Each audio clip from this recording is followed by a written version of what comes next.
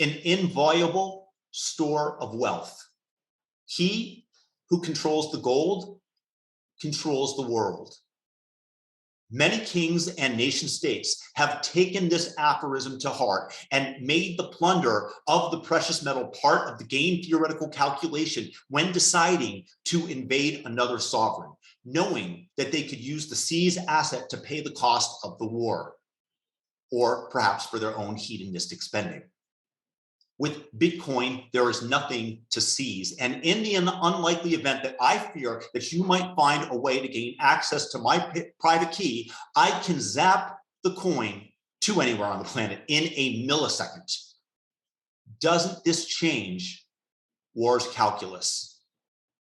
Now let's take a look at this phenomenon from a higher resolution down to the level of the individual. If I store my wealth in cash or a Rolex watch that I carry around on my wrist, you can hold a gun to my head, and if I don't comply, merely pull the trigger and take what was once mine. If I have my Bitcoin stored on a hard drive, or better yet, in a multi-sig system, you shoot me and you walk away with Zippo, because the keys die with me.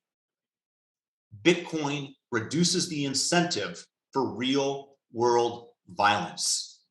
Sure, you say, but modern banking is just done with zeros and ones. The days of the plunder of the nation states has ended. And as for me individually, I'm completely secure because I have my money parked at the Bank of Montreal. As for the plunder of sovereign countries for their wealth, they are still invaded physically for often natural resources like oil. But it's increasingly coming in the form of cyber attacks, whether for technological secrets, hello China, ransomware, or draining funds from institutions that are asleep at the wheel. As for your current wealth, you don't own it.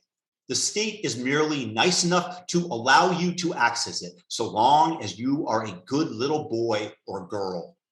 Take Canada, which froze the accounts of those not only who participated in the Freedom Convoy, who were protesting the draconian and authoritarian vaccine mandates, but of anybody who dared to have the audacity to donate to them. I emptied every single dime in my Canadian bank account as quickly as I could. They are flat out openly letting you know Trudeau and his commie allies are coming for you and your property rights. You'll own nothing and you'll be happy. I point this out to some Canadians and get mocked as a conspiracy theorist, and then arrogantly preached to by those who claim that since they weren't the ones stopping traffic in Ottawa, that they have nothing to fear.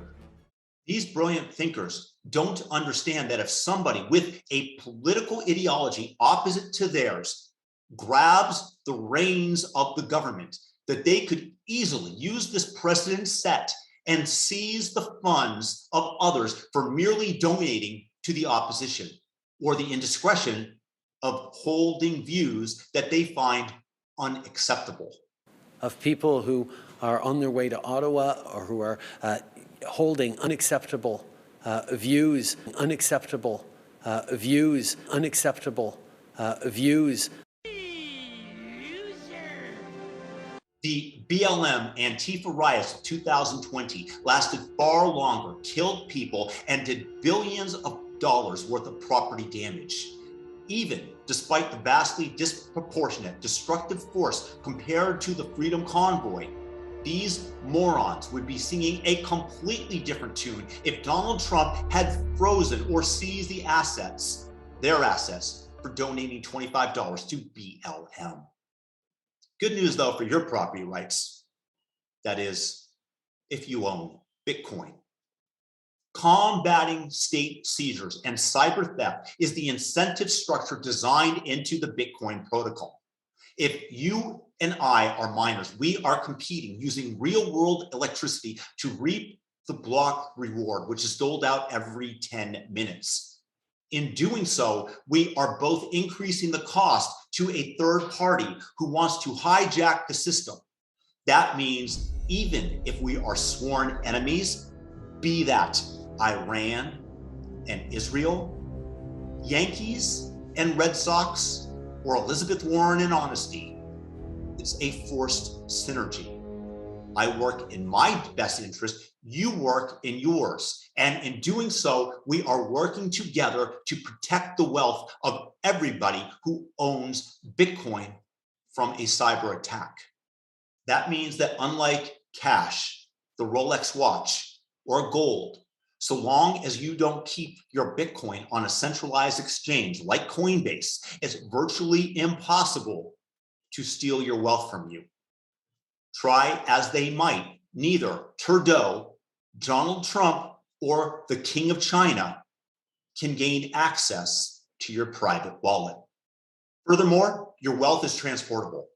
Think of trying to move $1 million worth of gold across borders. Even if you are strong enough to lift it off the ground, you're not getting through security checkpoints, or if you do, past any armed gangs. Think of some of the German Jews as Hitler rose to power, who might have even read Mein Kampf and overrode their intuition that things would never get as bad as the state systematically exterminating them. Why would they fool themselves?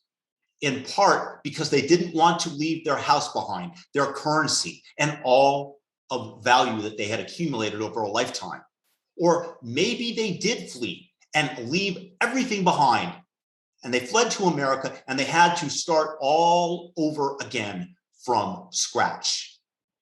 Present day, it's difficult to move your Los Angeles house to South America if Gavin Newsom decides to tax it at 50% per year.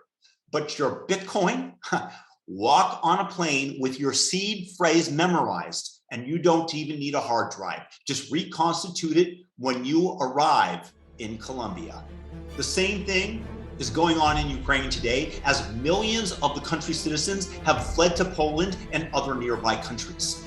All the possessions that they left behind, their house, that which they could not carry on their backs that was of value, might not be there when they return, if they are ever able to do so.